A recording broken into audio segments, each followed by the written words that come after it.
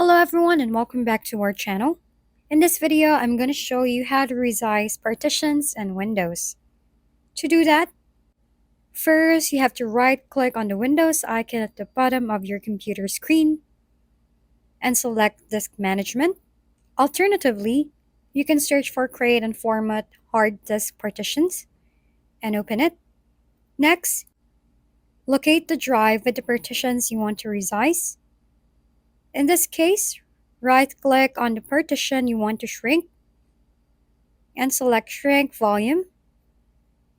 Choose the amount of space you want to shrink it. By then, click Shrink. Now, you will have unallocated space.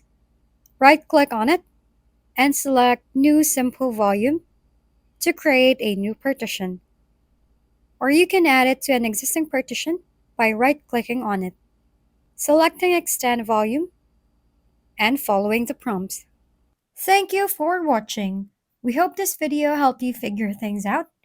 If we've been helpful, kindly give us a thumbs up and don't forget to hit the subscribe and bell button for more contents.